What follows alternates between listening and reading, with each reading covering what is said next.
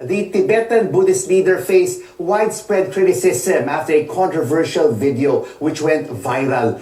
Were there apprehensions from the Ramon Magsaysay Foundation to make this visit at this time? You know, I have to tell you, being in the United States for over 30 years, the first time I saw that headline, I was appalled myself. But then, you know, after I watched the entire video, and after as you know, I was also involved in Bantay Bata for 4 or 5 years with the ABS-CBN Foundation.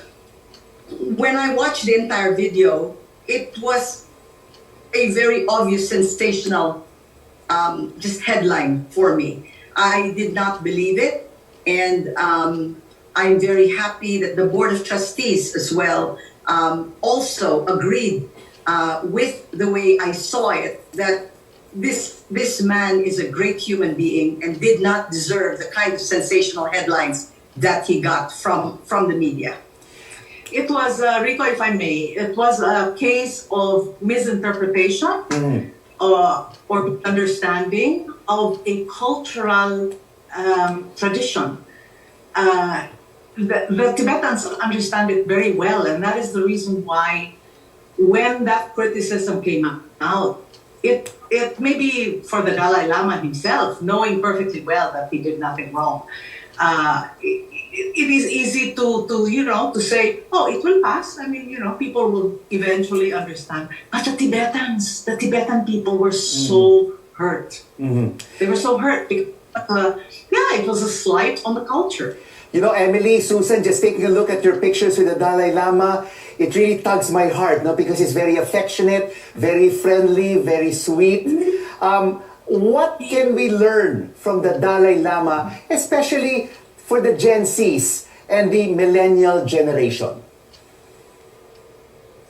Well, I do have to tell you that he has a special message to the youth. But this is going to be part of the book that we're going to be releasing in November, Rico, for our 65th anniversary. But generally speaking, I do have to say that he's very concerned about the environment, the planet that we live. He wants all of us to be involved in making sure that we protect the same planet that we all live in.